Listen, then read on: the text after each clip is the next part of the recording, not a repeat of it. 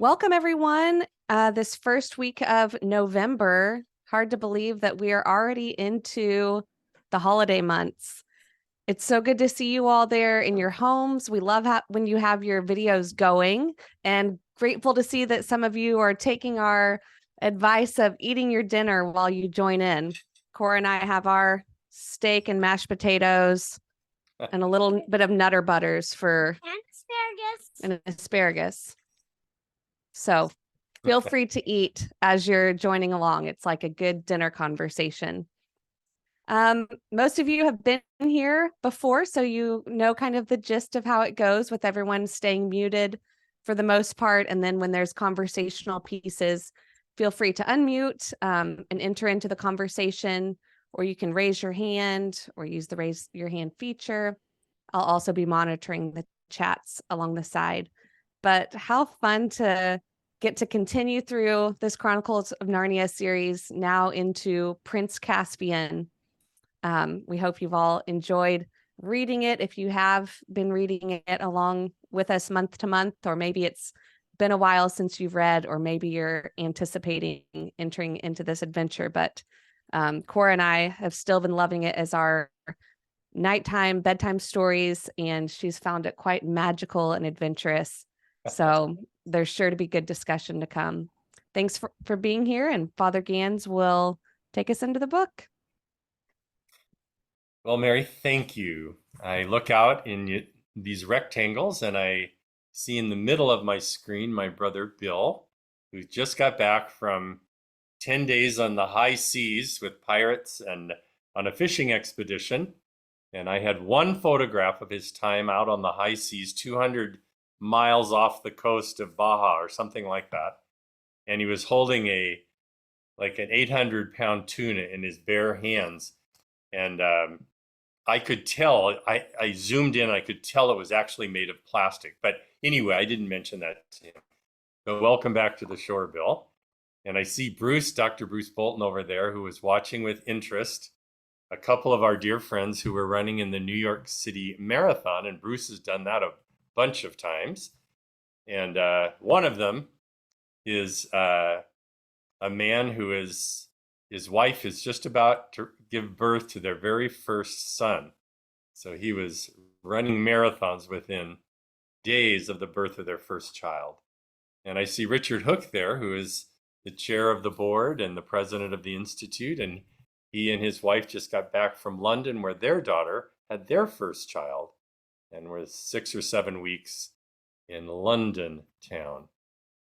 Just so much going on in people's lives. And it's good to remember when we see sorrowful mysteries around us to remember there are wonderful things going on, such as we have an elite level literary critic, lover of Southern women authors, who is here with us, Sarah Hagelin, I should say Dr. Sarah Hagelin, who's the daughter of Rich Hagelin, and she is a distinguished professor of literature. So I'm so overwhelmed by such a prestigious person, I'm afraid to say anything. So maybe I should just turn it over to her. Anyway, Sarah, it's very nice to see you. It's been a long time. Blessings to you. And Barry Mattis, nice to see you there from Orange County. Nice to see you. I remember your daughter coming to the very first Narnia class I taught down there in Orange County. And she was just about this tall, like little Coraline, about little Coraline's age. And she sat with you and your wife in the pew of the church in that great journey to Narnia. So very cool. Anyway, just and all of us do send our love. oh, thank you. Yeah, I remember you fondly.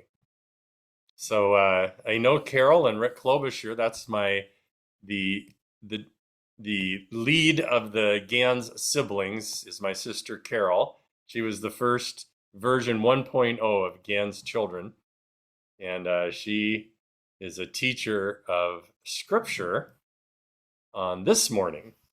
So she took her favorite book, which is the book of Leviticus, and opened it in all its technical details. Wow, way to go, Carol. Nice to see you. Anyway, let's just take a moment to acknowledge that in this window is something close to what God had in mind when he imagined us all such different people could gather together in a single window for no other purpose than to read beautiful literature, to learn from each other, and feel the depth that we trust that's deeper than the calamities that yell at us all the time, every day. That we can do this, and with such graciousness and being gracious with each other is a beautiful image of heaven. So we're kind of practicing heaven. And I think we need to practice it, or we won't recognize it when we get there. If heaven isn't a place that we recognize when we get there, well, we went to the other place, playfully put. So I'd like to begin with you by taking an instance of clearly a very bright woman who wrote to me. I think she was from Seattle. And her question, and I'm going to unfairly place it because my old brain is not going to quote it correctly, but it was such a good question. It was something to do with how her son truly loves the Chronicles of Narnia. And she wondered if I might be careful when I taught the Chronicles of Narnia, not to kind of overemphasize the religious part, because maybe that might put him off. And like any parent who cares and tries to navigate these deeper things with their children, it's often a riddle about how to do that gracefully and skillfully, especially when those kids are more grown up. So I thought it was such a good question. I spent a lot of time thinking about it. And this is kind of what I want to offer as not an answer, because it's not answers. When we ask these questions, they're really not so much questions and here's your answer. They're questions, and the answers I want to give are ones that take full account of what you've asked, but offer back to you something deeper that moves you out of questions looking for answers into thoughts worth pondering. Those are the kind of answers I think are appropriate to people when they ask real questions. My thought on this is that C.S. Lewis wrote the Chronicles as a way of speaking about reality, not about religion. In fact, it was precisely the reason he wrote the Chronicles was to kind of get around the religious mindset that takes over us who've been formed in religious structures to think certain ways. And I'm not allowed to think that way. And it kind of locks us up. He called that the watchful dragons. And in a letter he wrote to somebody, he said he wrote the Chronicles of Narnia to sneak around the watchful dragons and allow people, by entering a completely different world, to experience the depth of the realities that were revealed to us in Christ. What God has been up to with us all along. And if you enter another world where you don't have Christ, you have a lion, and where you have talking animals, and moving in and out of from train stations into Narnia, or through closets where you hang clothes and suddenly you're by a lamppost, all that stuff was to break past the watchful dragons of, we have to think this way. This is how it is. And if anything God is a good Catholic, darn it. Or I'm being playful. You know what I'm driving at? So God is not a religionist. God is God. And religions are about putting us in relation to God, and that is their greatest glory. And they tangle and lose their way when they start turning in on themselves and trying to take care of themselves as religions. I'm saying way too many things in too short a time. What I'm trying to say is that the question that was asked is actually a really intelligent, penetrating one about the meaning of the Chronicles and why Lewis wrote them. It's to break us into an experience of reality. There is no reality that we know that isn't God created. In our world, where we get locked up, we make a distinction between the natural and the supernatural, and there is no such legitimate distinction except in our minds. In Narnia, there's no natural and supernatural. It's just old Narnia and new Narnia.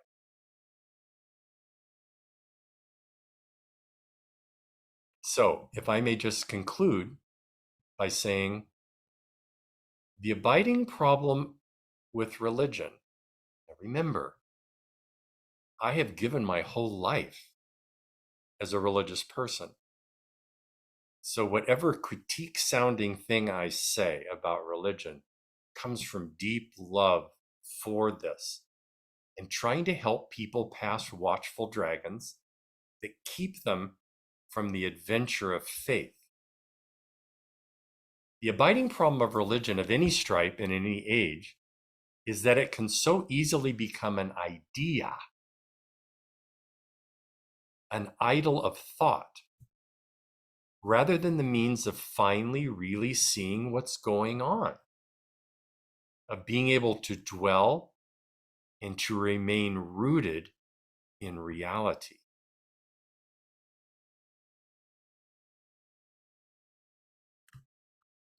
I can think of no text that I would prefer to introduce Prince Caspian than one from St. Paul in his letter to the Romans, in which he, in his language, is speaking beseechingly to the Christians in Rome about a conviction and a series of interlaced convictions that have been forged through great suffering. And he sitting in prison, I visited that prison, the Mamertine, I think it was called, a wretched hole in the ground near the Roman Forum, where you walk in this dome, this kind of rocky dome, and you go inside. It's just cold as heck in there. And in the middle, there's a hole in the stone floor. And the hole drops through to an ancient Etruscan urn, probably was filled with water.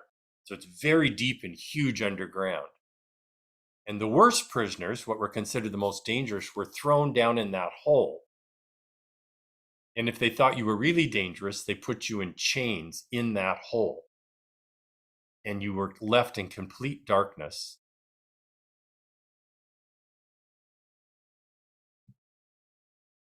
And from that place, Paul wrote this.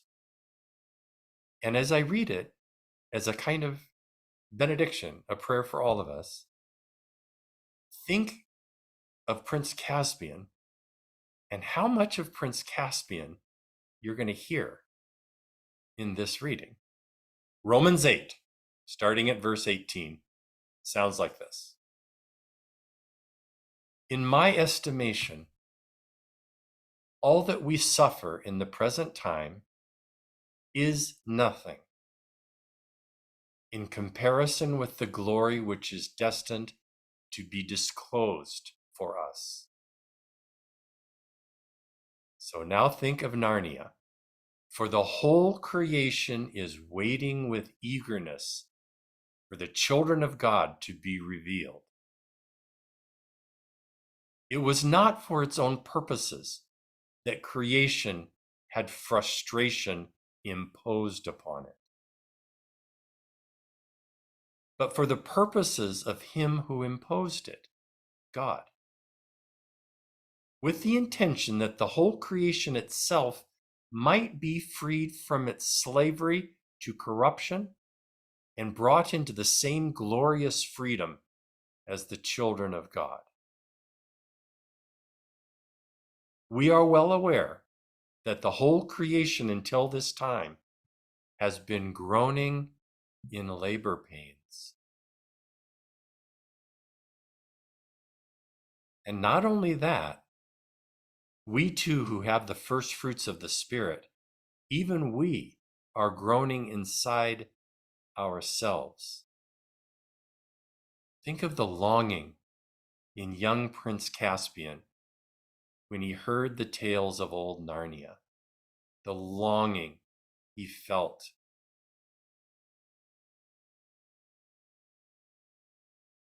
The whole creation itself might be freed from its slavery to corruption and brought into the same glorious freedom as the children of God. And not only that, we too, who have the first fruits of the Spirit, even we are groaning inside ourselves, waiting with eagerness for our bodies to be set free. In hope, we already have salvation. In hope, not visibly present, or we should not be hoping, because nobody goes on hoping for something which is already visible. But having this hope for what we cannot yet see, we are able to wait for it with persevering confidence.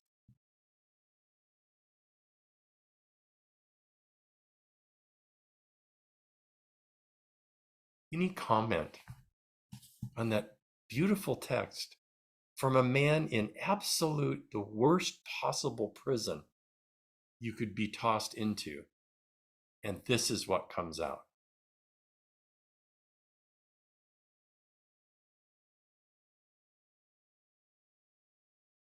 And Mary, if you see any raised hands, anyone wants to say anything, you don't have to, but I just wanted to check in.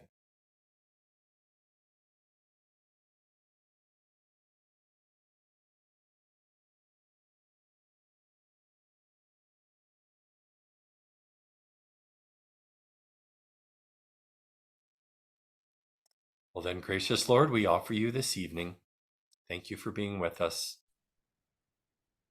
Spirit of that remarkable author, C.S. Lewis, in these wonderful stories he gave to us. Amen.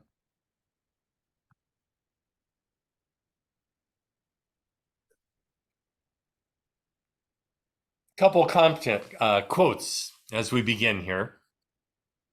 One author, a distinguished author, studier of the Chronicles of Narnia, remarking about Prince Caspian X, the main character of this novel, Prince Caspian, quote, "His story is one of the most complete that Lewis tells in the Chronicles, and his is the best developed character of all the Narnians." Another quote, C.S. Lewis wrote in a letter to a little girl named Sophie Storr on the 24th of December, 1959. He said that a controlling theme in the Chronicles is that the old stories about Aslan are beginning to be disbelieved. And then in another letter to little Anne on the 5th of March, 1961, he puts it this way about Prince Caspian: "It's the restoration of true religion after a corruption." Now again, when he's talking about religion, he's talking about a right relation to reality. And God, who made all things, is at the center of all. It's just a fact.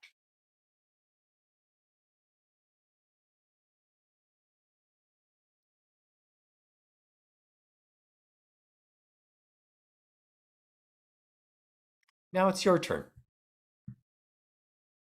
You who have read this novel, and it could have been from ancient days, long time ago, or perhaps you've read it for the first time, lucky you.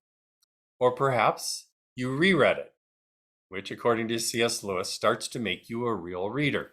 Because a real reader is not someone who reads lots of books. A real reader is one who reads good books many times over and over. So, whatever your circumstances may be, would you be willing to share with the group what is a favorite moment for you in this novel? And we'll just collect.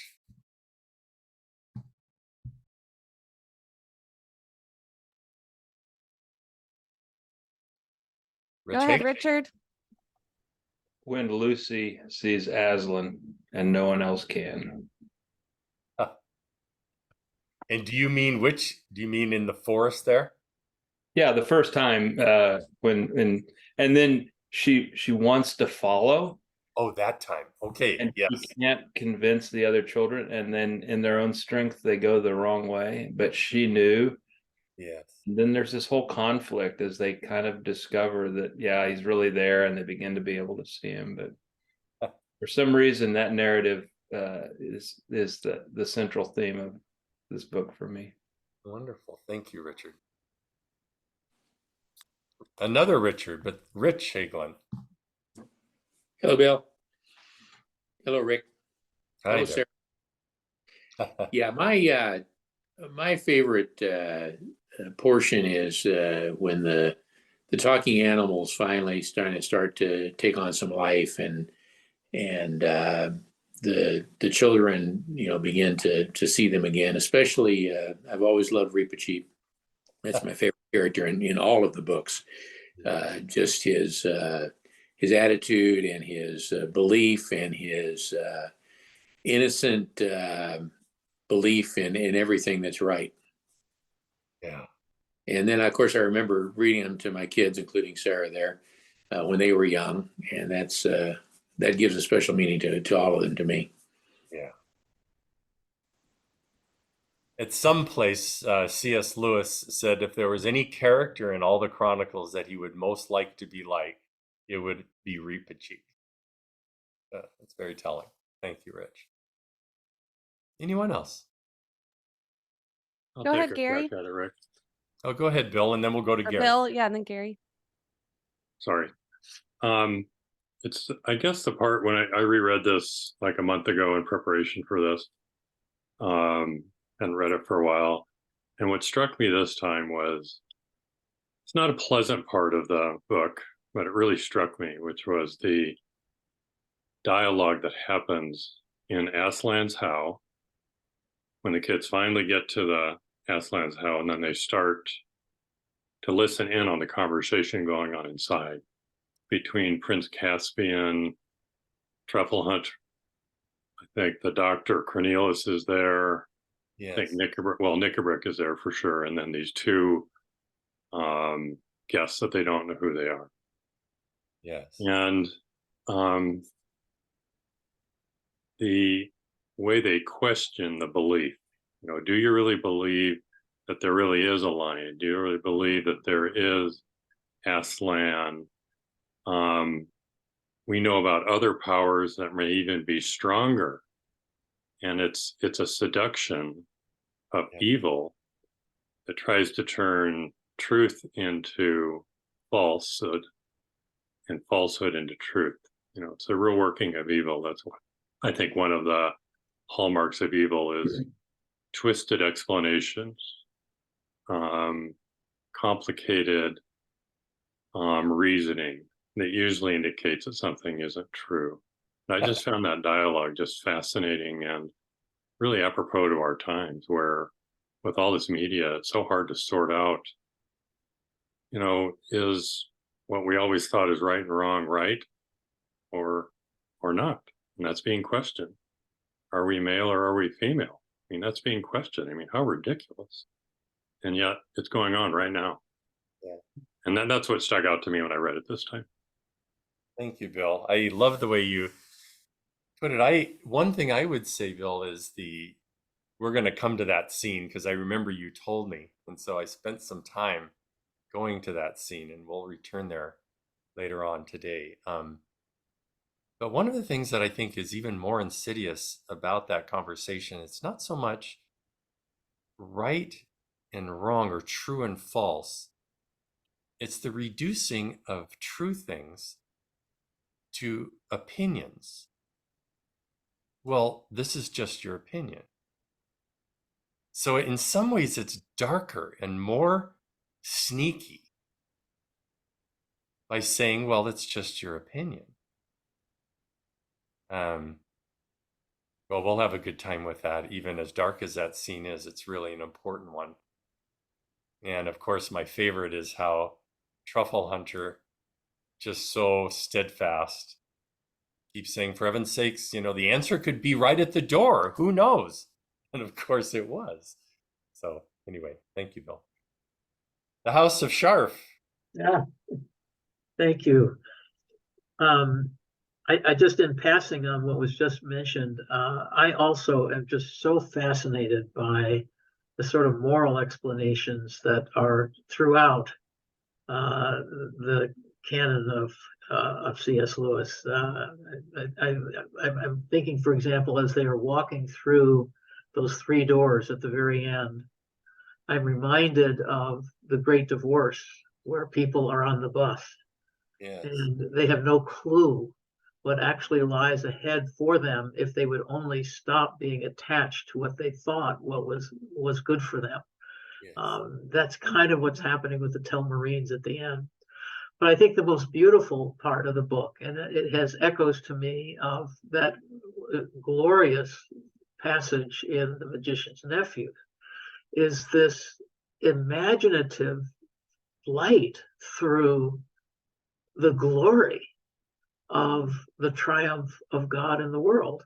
The animals that are all collecting together, and the trees that are beginning to turn into humans, and the two girls that are on the back of Aslan, and then they have to hop off to make room for the little girl.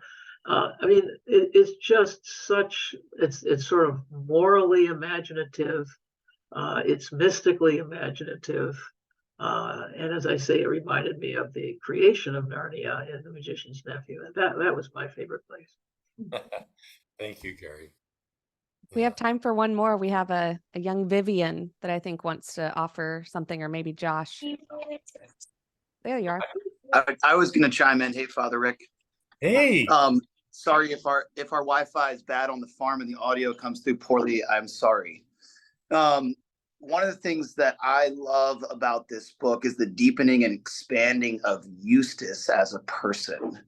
And when Aslan looks in Eustace's eyes as all of his brothers and sisters are finally seeing him, and he's standing before him, he looks him in the eyes and says, "Well done, Eustace." I feel that in myself as a young man, a spirited young man myself, and you feel the deepening and expanding of that journey and that walk. And it wasn't necessarily that Eustace saw Aslan itself, but he believed the character and nature of his sister, which is something that to me just resonates as true and right and good. And he came to know through his sister's passion and vision, he came to know Aslan and believe and trust and follow in those moments that were uncertain. Vivian wants to say something too. Hey, Vivian.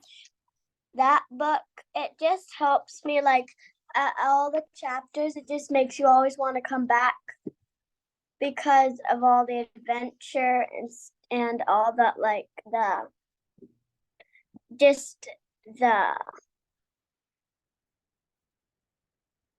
don't know. The story.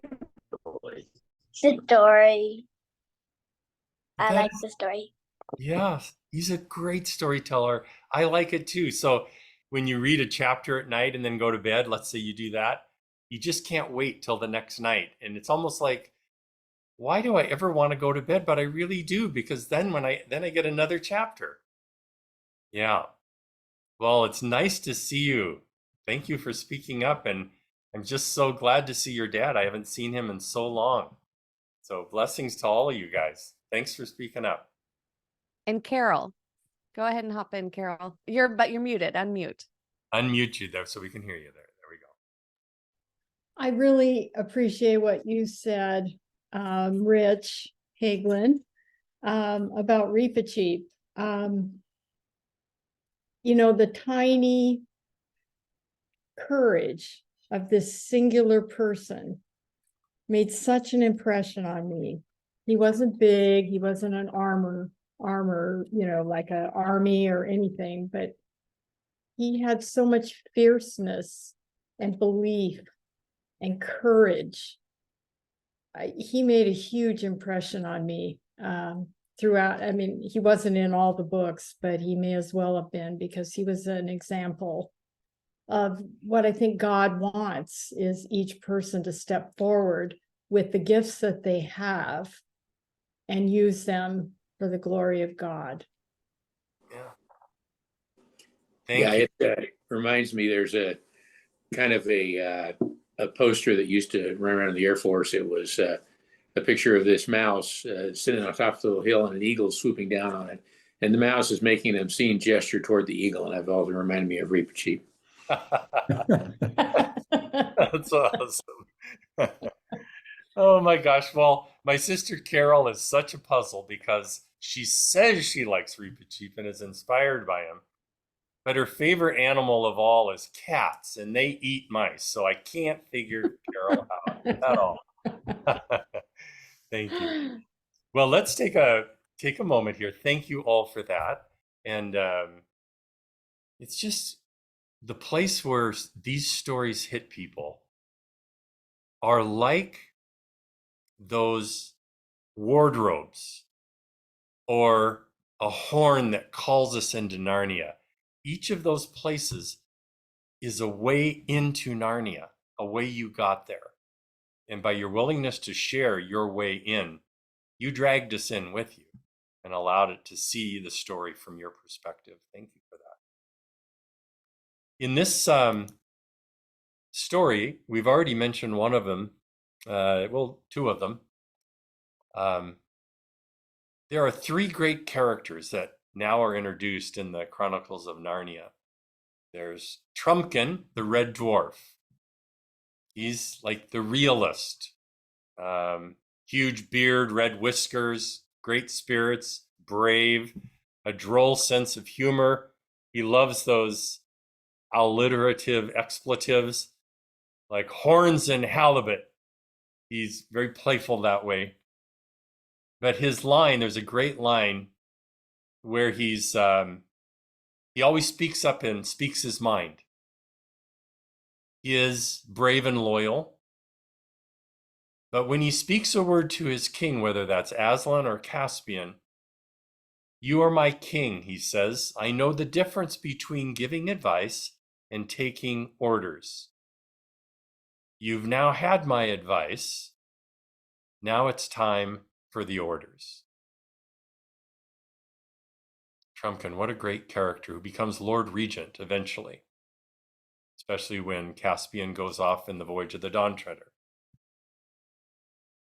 Then there's Caspian, who's the dreamer, the boy who's part of the invasion of Narnia. He's part of the new Narnians who find a way into Narnia. It's not up through a wardrobe, but through an island, and they're pirates, and they find a way in, and they take over Narnia and silence the talking beasts and close down all stories about old Narnia. I'm going to come back to that word old in a moment. But the thing that's so striking is that in the very person who's part of the invasion, there sits in Prince Caspian X a longing that has no source in his parents or in anywhere else except his own soul. Whenever he hears something about old Narnia, a longing to know more fills him. It is such a typical way that God works, by placing what we seek inside of us as a longing. And we think the longing for it emphasizes that we don't have it, when in fact, the longing for something we truly desire is already us having it and feeling the power of its reality working in us. The longing proves the connection has already been made to us. Sometimes, when the object of our longing seems to be fulfilled, we have the strange experience of wanting to return to the longing because it seemed to be a deeper, clearer connection than simply having the object or something close to the object of our longing. Caspian is the dreamer and the one that's filled with longing and follows it. And Reepicheep is the very expression of courage, the very soul of courage. Mind filled with battles and strategies, honor and adventure. As Rich Hageland, who himself was a colonel in the US Air Force and ran a wing command, if I remember, of fighter jets, elite fighter pilots. He recognizes a good warrior when he sees one. Reepicheep is the very expression of that. So valiant. I'd like to take a moment, since we've talked about old Narnia, to have you explore with me the word old. First of all, the novel is called Prince Caspian. It's the only Chronicles of Narnia that bears the name of a person. It's interesting, because each of the other novels, we could easily imagine them bearing the name of a great character, because the characters in each, there's always a character in each of the novels that strongly presents itself. This is the only one that bears the name of a character. And the original title was Prince Caspian, The Return to Narnia. And this is really important, and it got left out in later editions, that subtitle.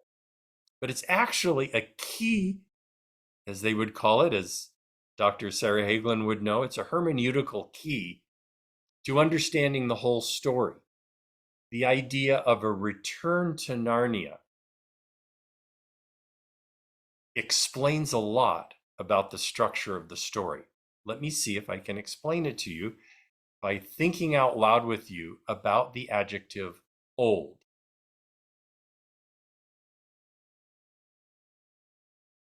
Old,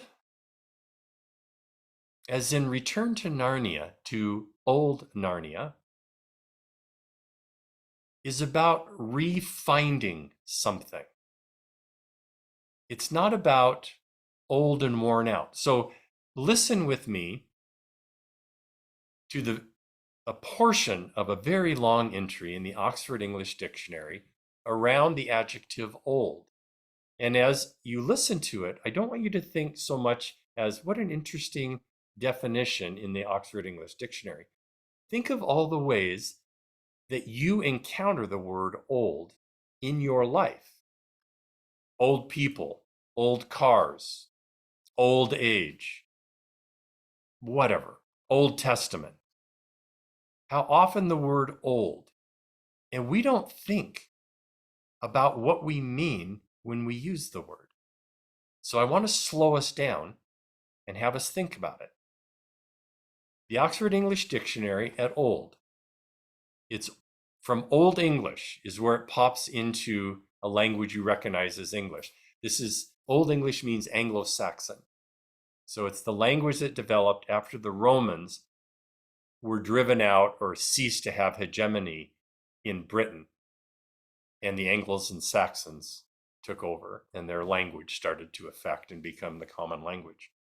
So the first definition of old, quote, having lived a relatively long time at an advanced stage of life, not young.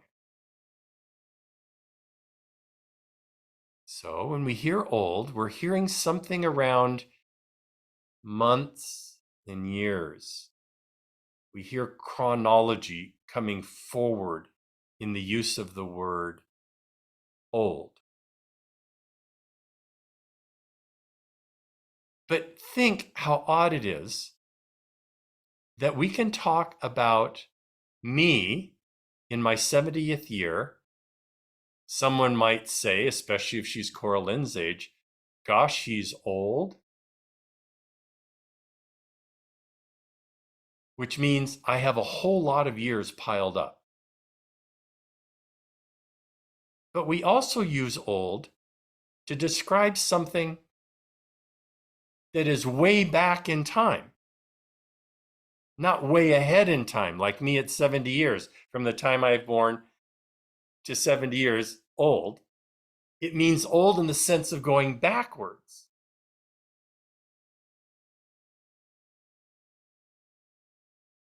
Next definition of a person or his or her physical or mental attributes having the characteristics of maturity.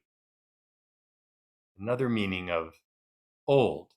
So there it starts to have something to do with character, that something has grown.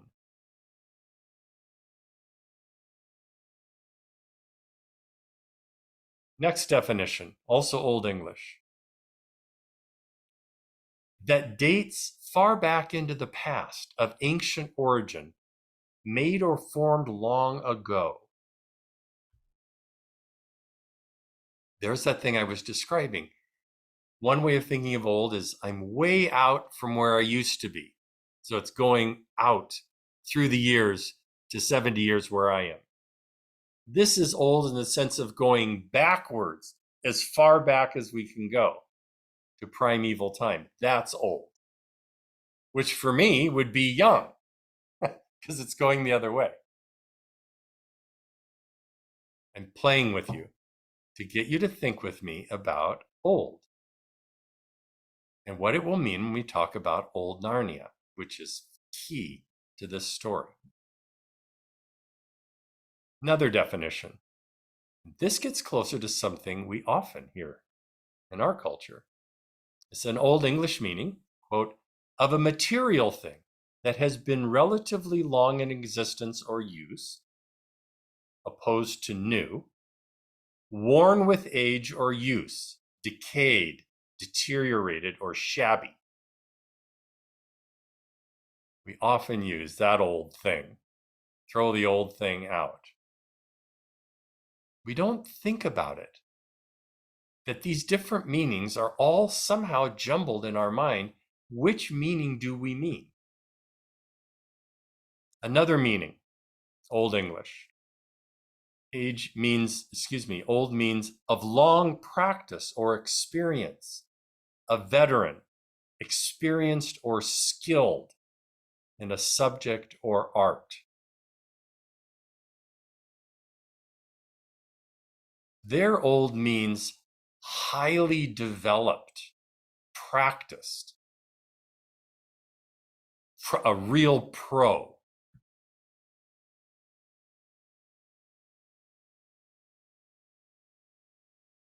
Having listened to these different meanings of the word old,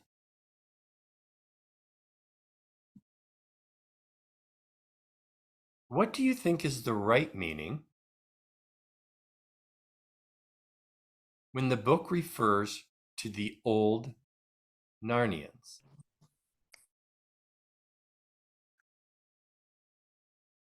So I'm asking you, and Mary, you can bring people in.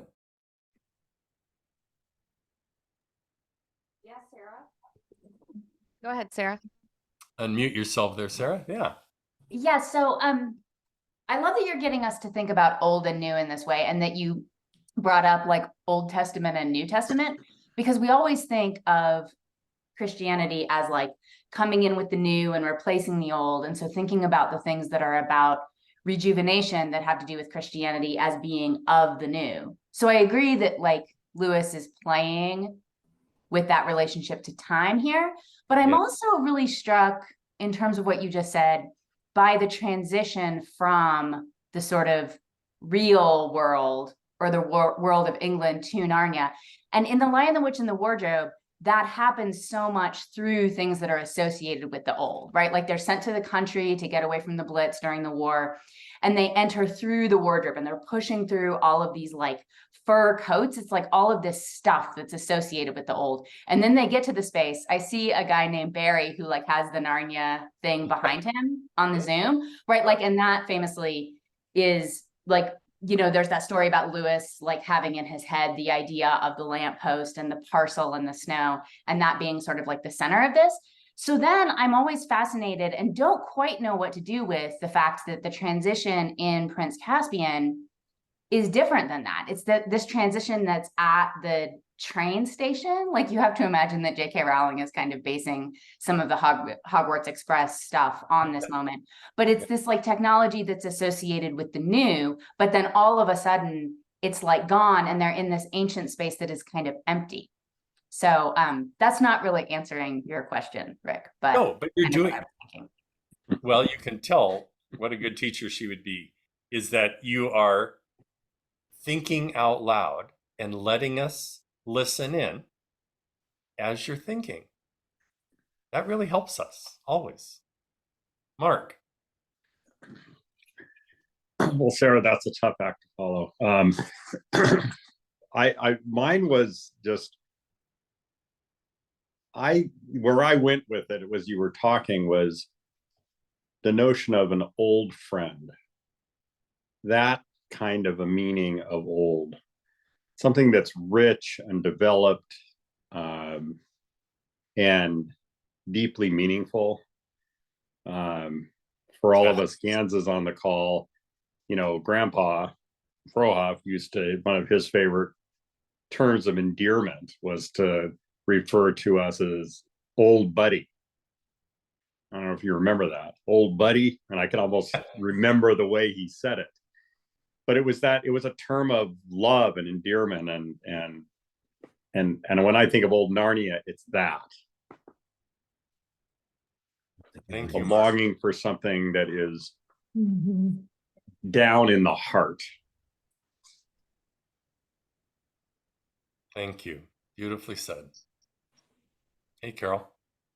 I would say when I think of old, the word tradition comes up in my head.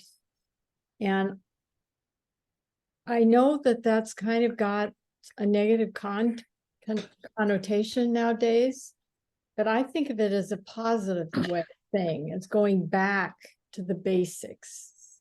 So I think of old as tradition, like the old traditional Christmas carols, you know, ways of acting and behaving within a culture.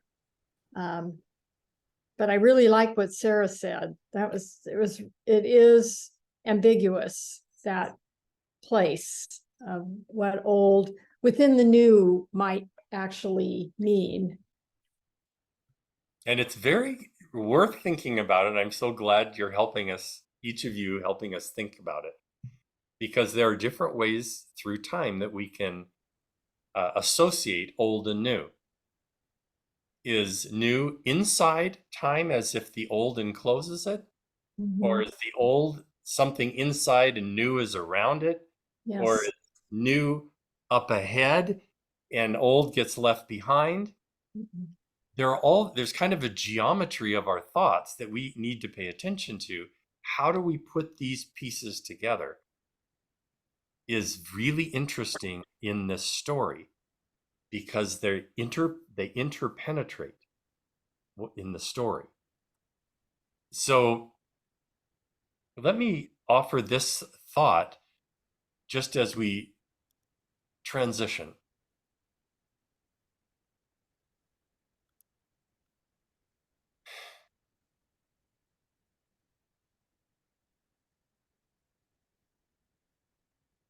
Carol, you used the word tradition, and you talk about getting back to tried and tested things. I have learned in my life, which it doesn't mean that other people have to find it that way in theirs, is that the old turns out for me to actually be in front. And I'm way too new. And I have to be able to grow into the old, the original purposes, the deep and profound things that have been there from the foundations of the world. And I am not ready for them. I am not grown up enough inside. And so it's not a return that I'm trying to get back to something. No, it's I'm trying to get forward into the depth of things. So it's like the old takes a lot of years to discover that it's actually in front, not behind.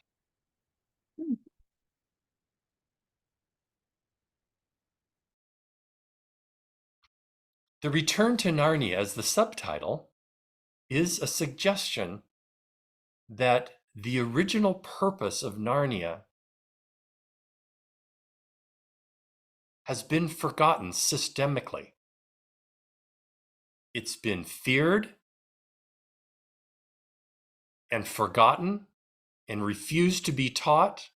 And when any suggestion of it comes popping up in stories, immediately people are told to be quiet, quit talking nonsense, let's get practical. That's Miraz, the super uncle of Caspian, the ultimate practical being. Let's not have any of this dreamy stuff going on here. You need to learn how to swing a sword. You need to learn how to govern. And if you get in my way, I'll need to remove you permanently so that I can get my way, because that's the practical mind.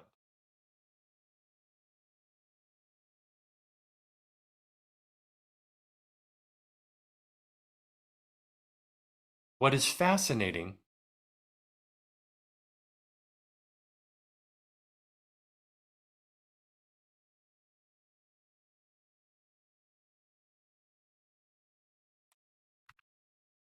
I'm not going to tell you what's fascinating, because you don't need to be told what's fascinating. You can be fascinated with what you want.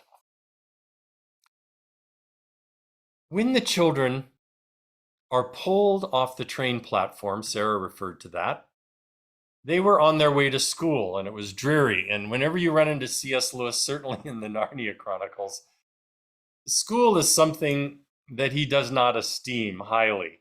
He found that school is one of the places that did the most damage to children. And so he doesn't esteem it well. So the idea that the children have to go off to dreary school to get distorted so that they could finally get out of school and come back together in the summer and have adventures in Narnia, where the real world is, where they're called to be noble and brave and solve problems and be at common cause with things so very different from them. They actually live it in Narnia and not at school. So they're heading to a dreary place, and suddenly this pinching or like biting of things, and they're yanked right off the platform and come into Narnia. And you remember what caused that, right? That it was the horn of Susan that had been left behind in Narnia, and it was blown inside Aslan's How in the siege of Aslan's How by the new Narnians who had encircled Aslan's How. It's fascinating, the imagery. So again, in that scene, the new encircles the old as to crush it.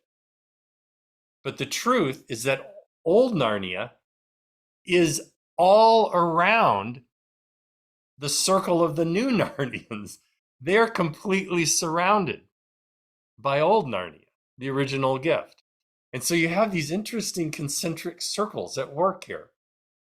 It's also fascinating that where the siege takes place is at the holiest place in Narnia, at the stone table broken, where Aslan gave his life for Edmund that Josh talked about. And as you remember, Edmund would not be one of the children who received a gift from Father Christmas. Why? because he was a betrayer and he was off with Queen Jadis. But as we will find, and as we learned in that great telling that is The Lion, Witch, and the Wardrobe, Edmund actually had the greatest gift of all.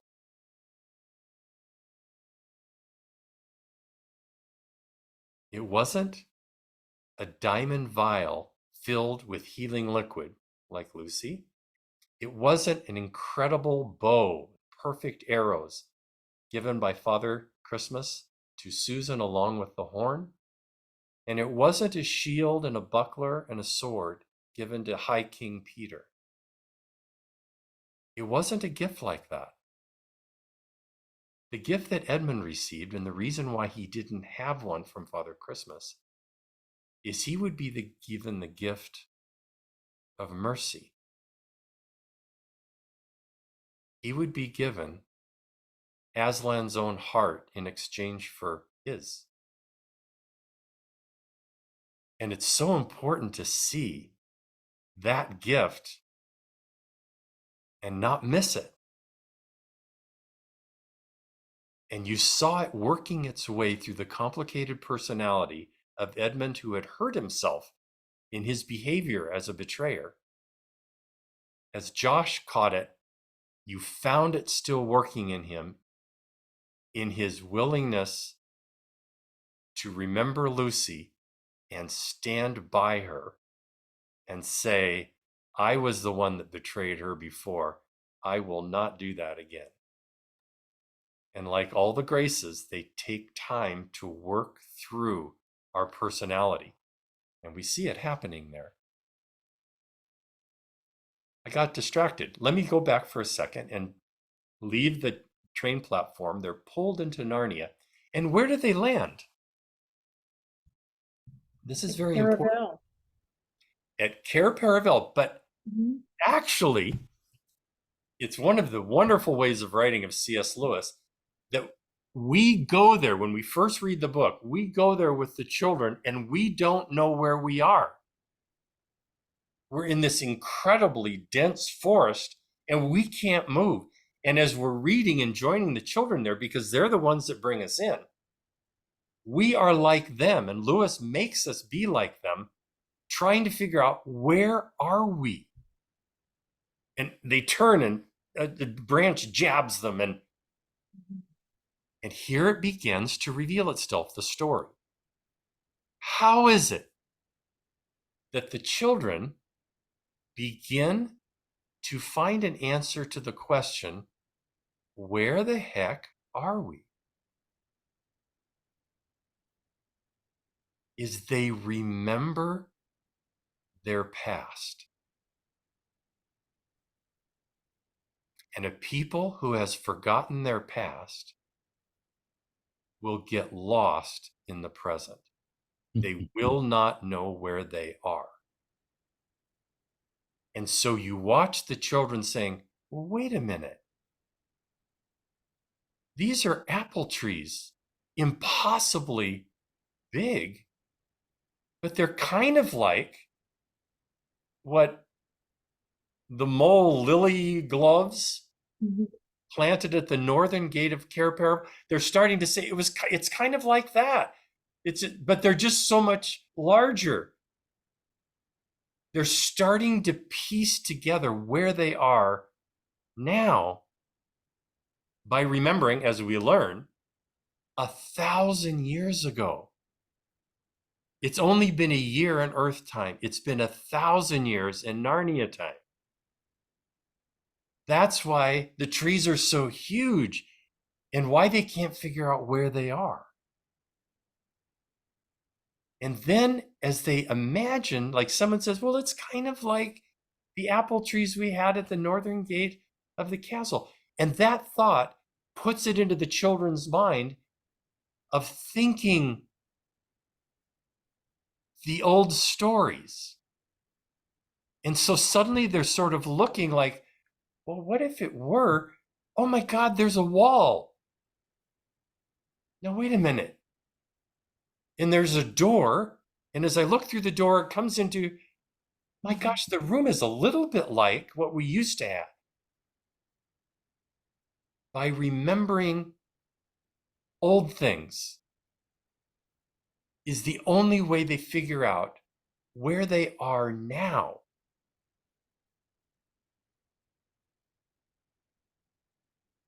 The image I like to use around tradition, Carol, since you brought up the word, which simply, it's a beautiful word of heart, tradition.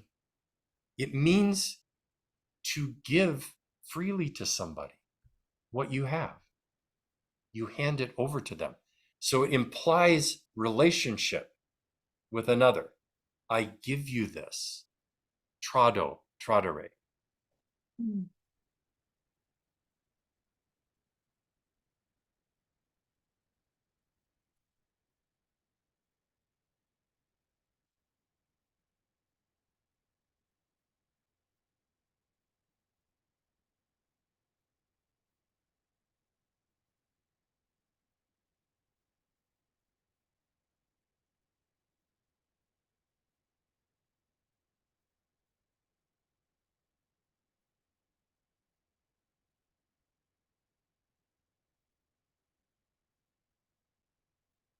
The beautiful chapter, as we are with the kids trying to figure out where they are, is a central teaching of the novel Prince Caspian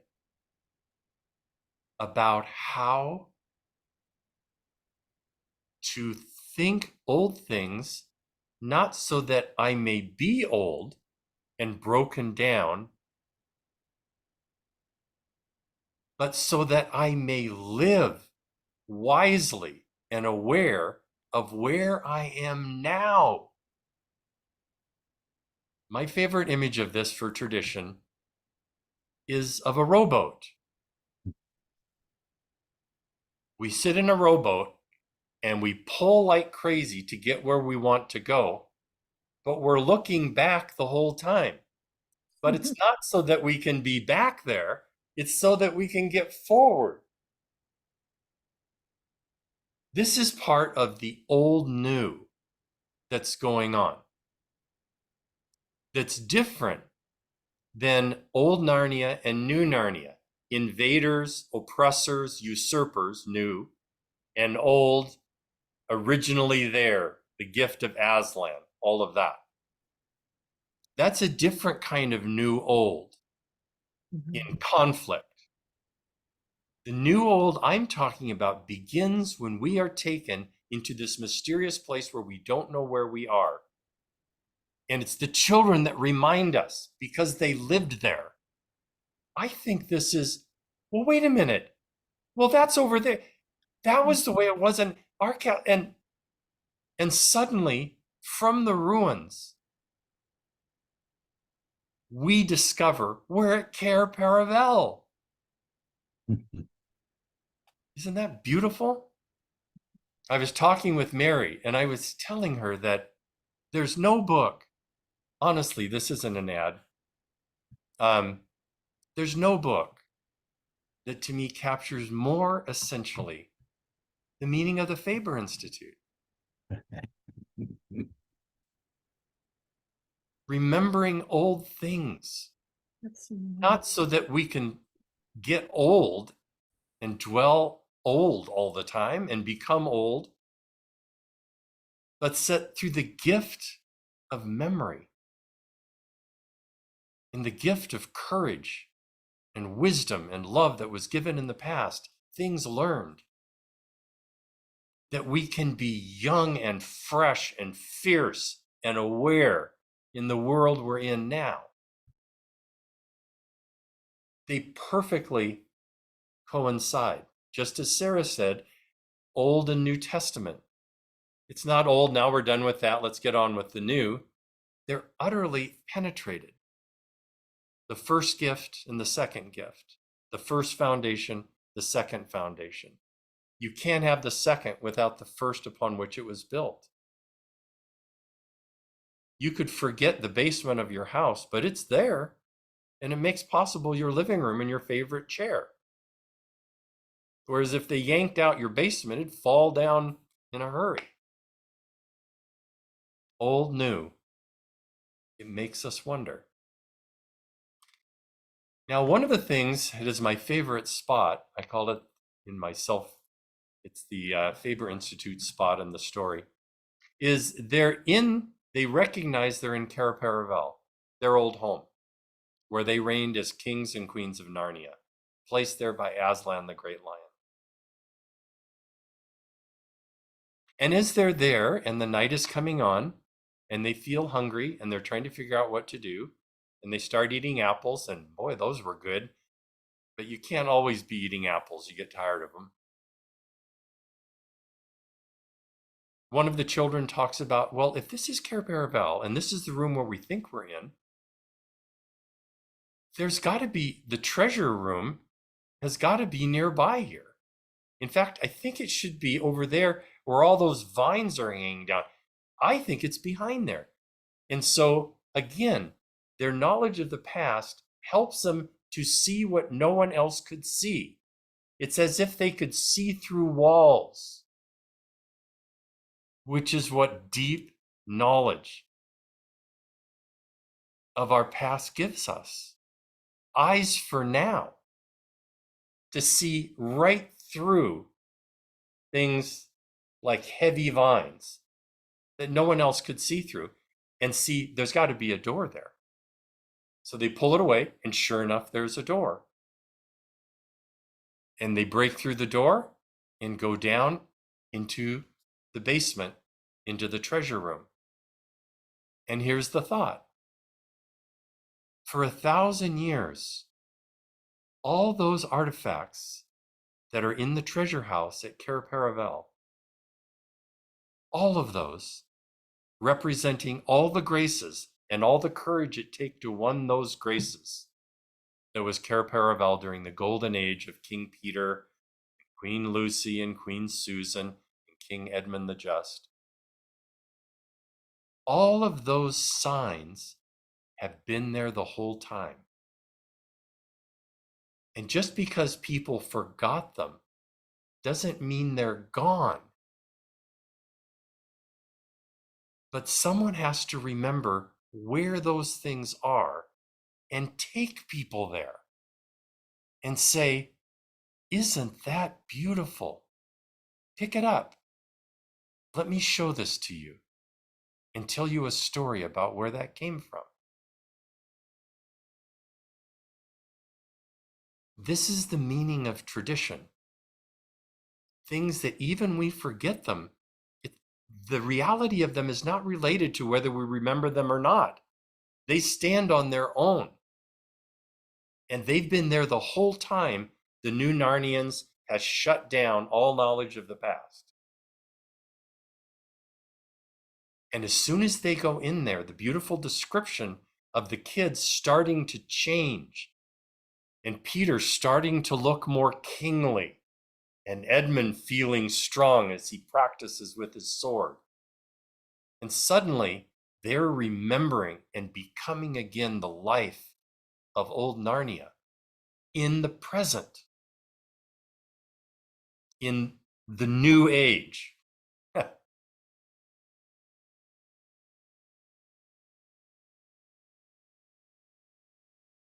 Any comments?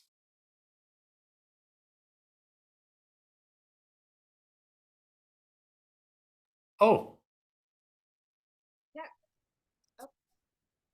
Do you want to do comments or? Now, let me just do something here. So Mary is usually very good, and she threatens me with all sorts of gestures, telling me at 7 o'clock to stop because we like to take a break.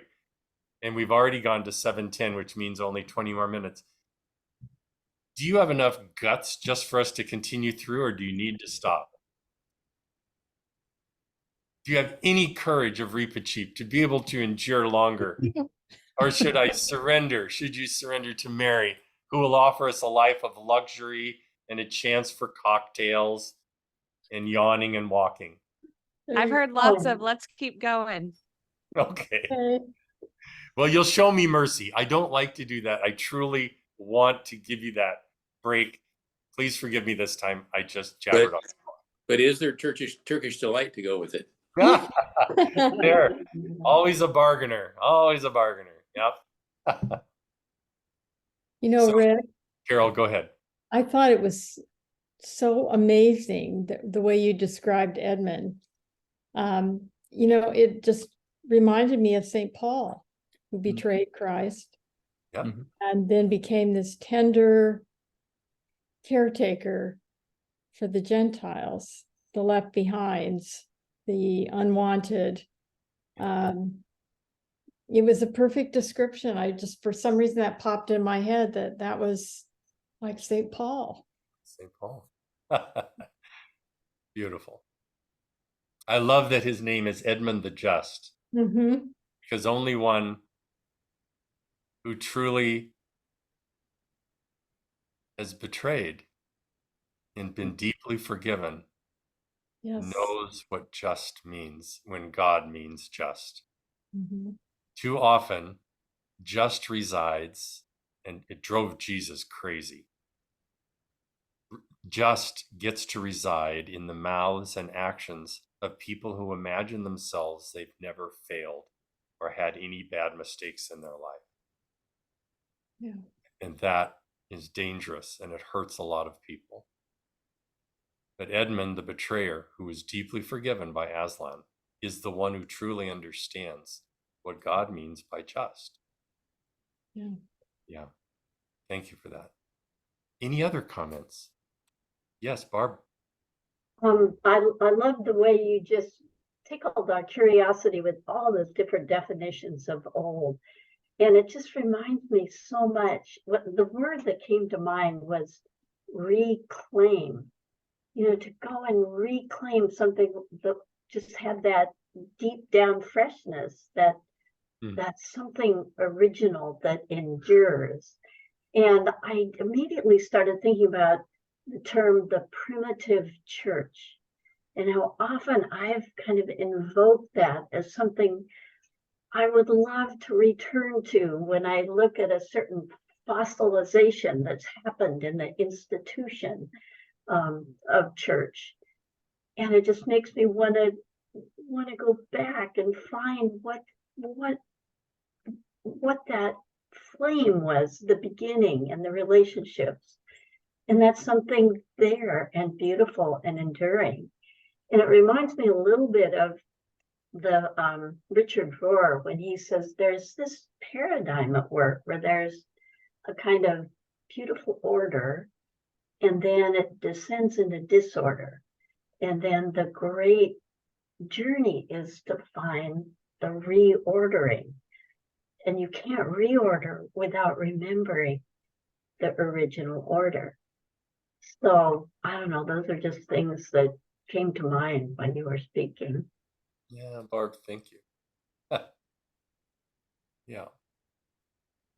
Yeah, it was the image that I thought of as you were talking was they're in Cair Paravel, an absolutely gorgeous castle built beautifully with beautiful rooms and windows and beautiful views of the ocean, a truly glorious place to dwell. And all of that order fell apart.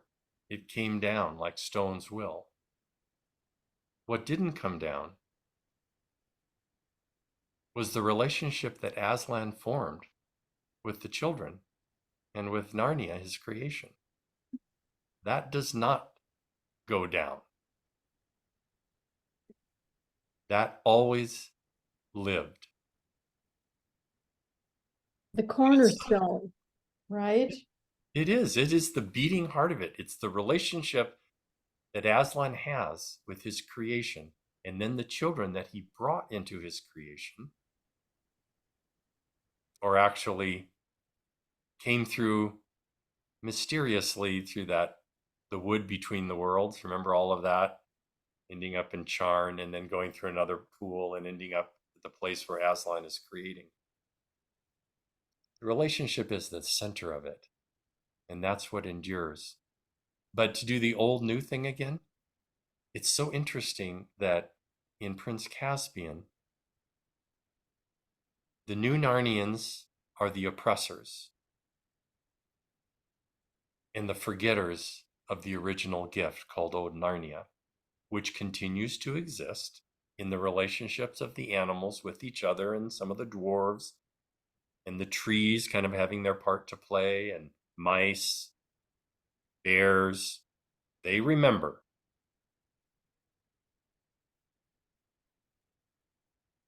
That endures.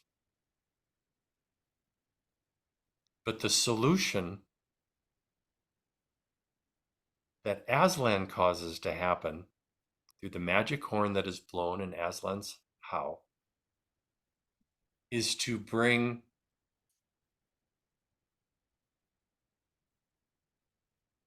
the children back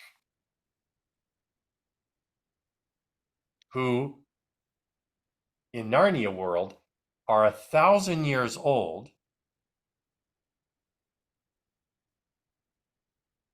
but when they're brought into Narnia, the oldest is only 14 years old.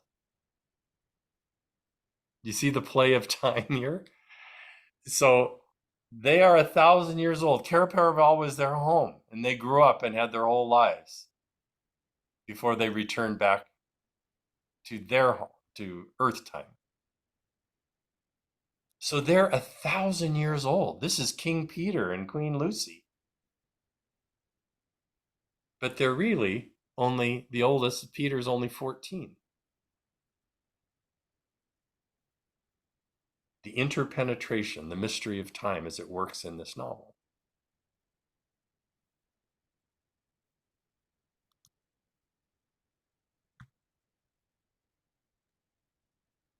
I honestly have not read the book, so I can only go off the movie. Hey, Vivian is ahead of me. Hi. nice to see you, Lexi. You too. One of the things that I wonder about as I watched, it's interesting to me that the dialogue right before they return to Narnia is about how they want to be respected as adults in their time, but they are missing that, like, the knowledge of everyone, that how wise they are and how much they've lived their life, and they want to be seen as grown up. And then the first scene of them returning to Narnia is like a release of that desire to be old, and them going and playing in the water and being children. And I think that's a really interesting picture of like the contrast of, in their world they want to be seen in a certain way, but then when they go back to Narnia, they feel the freedom that they believe they're still known as the older, wiser, how they left.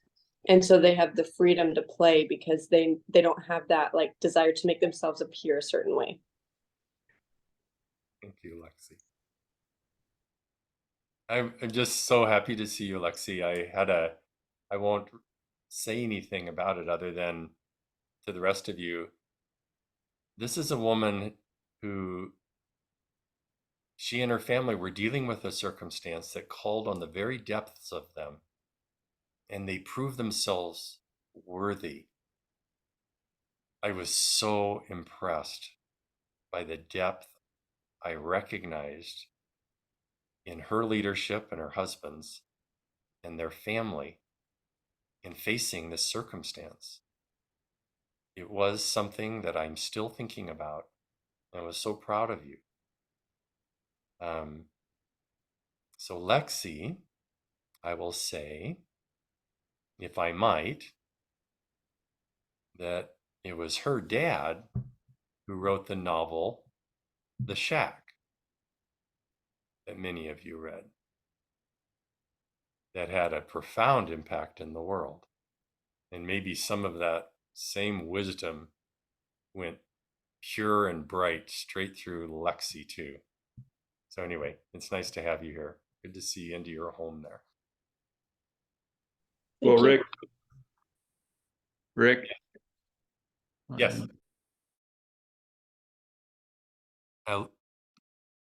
There. Sorry.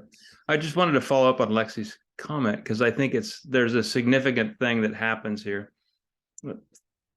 Just to deviate for a minute, thank you for your reflection on time as a geologist. I have a 5-year-old daughter that's proud of being 5-year-old, and I have a piece of rock on my shelf that's 3.5 billion years old.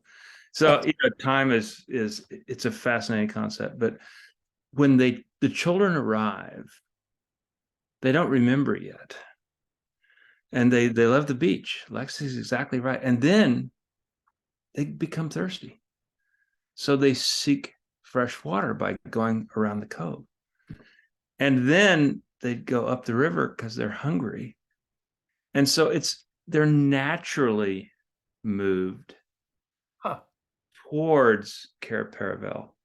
And I think that, there's something really significant about, because I think we're naturally moved towards significant things in our lives too. I have been in my life. But anyway, I appreciate what Lexi said, because I think that beginning is interesting. They don't yet remember. And then at some point they begin to remember, and it's huge. Yes. And as a reader of the Psalms, as remember is, I think, maybe one of the most used words in the Psalms. We need to remember. Yeah. Anyway, good. Thanks. Thank you, Richard. Yeah, that Hebrew word zakar, in Hebrew, it's an interesting verb, because zakar, technically, only God can be the subject of that verb. So only God remembers. It's almost definitional that a human being is one who never remembers. And so if a human being does remember, that indicates that something of the divine nature has been placed in that human being, giving them the power to do something that is not naturally what they do. Humans forget. God remembers. And it's so powerful then in the Psalms, where you see where it comes up in the remembering. Esme, you had your hand up earlier. I hope you didn't lose your profound thought that'll change all of us here and make us want to go out and read War and Peace. Any comment? Get your sound going. There you go. Yeah, thanks. Yeah, actually, I think my thought is I think the moment is come and gone. But when we were talking about old, I was thinking about change and how confusing it is to walk into change, and how hard that is to remember because things change. And I actually was sort of struck. I'm also an Anthony Trollope fan. And in his Phineas Finn, there's a piece about, which is always amusing. It's one of the politicians talking about, people just don't want reform because they want things to be the way they were 30 years ago. And so I'm thinking about this, and sort of 1,000 years have gone by, and we resist change, and yet we want to keep moving forward, sort of like your rowboat, but we want to take with us our experiences or imagined experiences of the past. And so I remember Lucy saying, well, where's this? Where's that? They were sort of having this, in a sense, they answered the call to go back to Narnia with the sound of the horn. They were called back, as we're called so much back into the past. And hopefully we take some of that, the innocent moments of our past, and bring them forward, because then they're not so innocent. We're not as innocent. But I guess what really struck me is that through all this change, we go back to the origins of the innocence, the time of that innocence. And that's what we're fighting for. And that's what the kids are fighting for. They're fighting against evil, and we're still fighting evil. And so that hasn't changed. once we lost our innocence. That's it. Yeah. It's interesting. There's one literary scholar, Esme, that talks about that the battle has to do with disputed sovereignty. That's his take on the Narnia.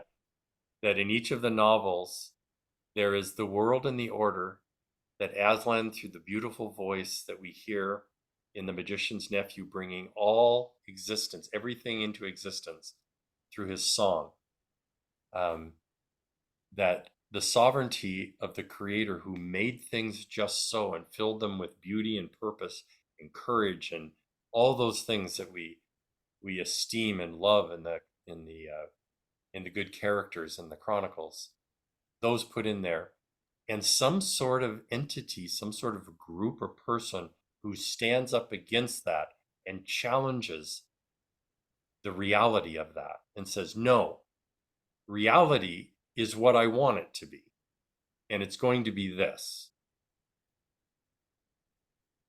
Over and over, the disputed sovereignty comes through. Yeah. I wanted to take, as we finish here, is something that my brother Bill referred to of this remarkable event in chapter 12. And I'll do it very briefly because we only have just a couple more minutes. And so I'm attentive to staying on time. Take a close look at chapter 12 and how we are brought to the most sacred place in Narnia, to the stone table, which has now been covered over with a huge mound, creating a fortress inside, with the broken table at the center of that fortification in the center of old Narnia. And into that very space arrives a temptation to dispute the sovereignty and the meaning of that place. And my brother Bill described it as this conversation between Prince Caspian and Truffle Hunter and his lieutenants and Nickabrick, a dark elf, with two strangers in the room. And right in that spot, there is raised the question, what is most real? Is power and its exercise not only the most practical, but if we have it, why the hell don't we use it? Or is more real trusting in Aslan, who has never failed us, in being willing to wait for the arrival just on time of help in time of need?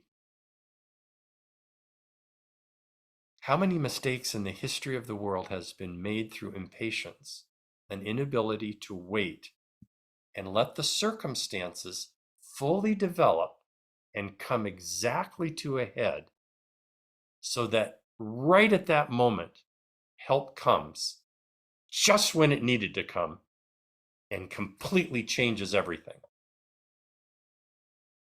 One of the things that's so striking in chapter 12 is the transition to the delicious seduction of the dark force in the holy place, inviting through the voice of Nickabrick and eventually through the wheedling, slimy voice of the hag, and especially the hag, using this highfalutin religious sounding language of nobility and just and filled with death.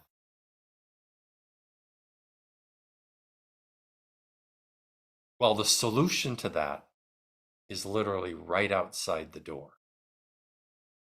Listening, like goodness always does.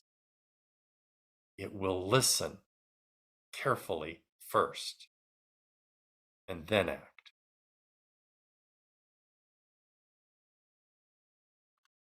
It is a magnificent chapter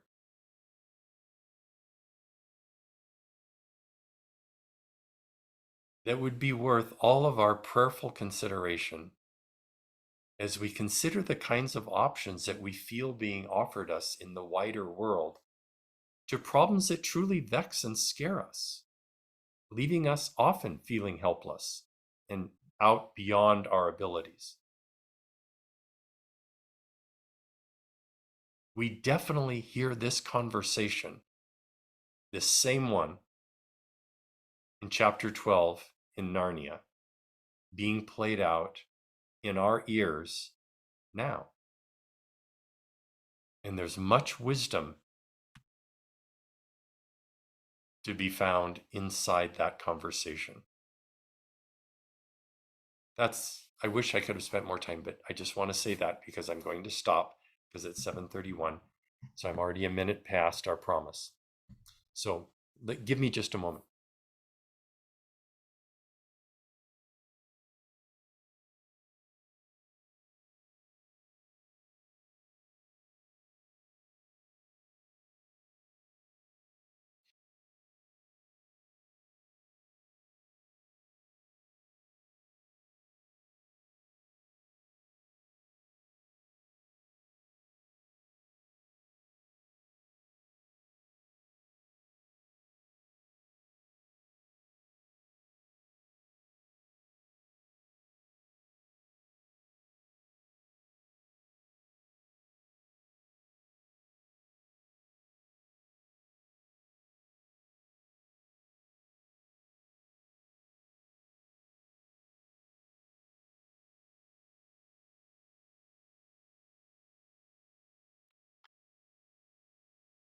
Thank you, Lord, for sending into the world a man like C.S. Lewis, for a whole life lived and sent into these stories written in the last part of his life, causing his gift to be given to us tonight in conversation around this novel, Prince Caspian.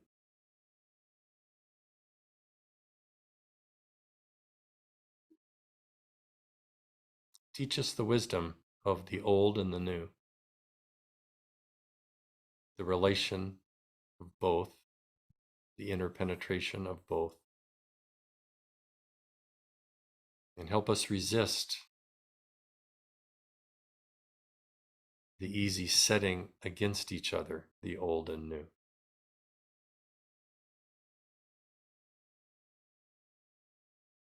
Thank you for what we call the new ones, the little ones like Vivian and little Coraline, and old geezers like me, the old and new, perfectly interwoven in conversation around this novel. We place our trust in you. Amen. Back to you, Mary. Thank you, Father Ganz, and thank you all for being here with us this evening. Just what a rich conversation, not because some are old and some are new. That is part of it, but also the different places in life where you are, the different careers or interests that you have, from a geologist to a teacher to a mother. It just added so much to how people see this book and was wonderful discussion. So thank you all. Next month, the Faber sessions falls at the beginning of Advent. And because of that season that we'll be in, we'll take a brief break from the series of the Chronicles of Narnia, and we'll focus on Christmas carols for the December Faber sessions. And then we will go back into the Chronicles of Narnia, starting again in January with the Voyage of the Dawn Treader. But next month, we will be meeting here online again with Christmas carols. Between now and then, next week, next Tuesday, we have our night school for deeper learning, in which we will welcome our special guest, Edith Stein. It'll be part 1 with Edith Stein for November, and then part 2 in December. And also, for those of you who are local, we have our annual fireside gathering coming up on Sunday, the 19th, here in Portland at Amatera Winery. And that is our annual gathering where we gather friends and supporters in support of the Faber Institute for our ongoing work and our work into the coming year. And so, especially as we're heading into our end of year time, it's a large time of fundraising for us here at the Faber Institute. Our works are completely supported by donations of individuals and those who are part of and believe in our work. And so we do ask, especially in this month and next, if you are able to give, to consider Faber Institute as a place where you give a donation towards our ongoing work. And you can do that online, and I'll send out additional resources in my follow-up email. Thanks again for joining, and we look forward to seeing you next time. Say goodbye as you leave, and we'll see you in December or before. Good night. See you. Good night. Bye. Thanks, everybody. Wonderful Bye. conversation. Bye. Thank you, everyone. So So glad good. you all came. Thank you. you.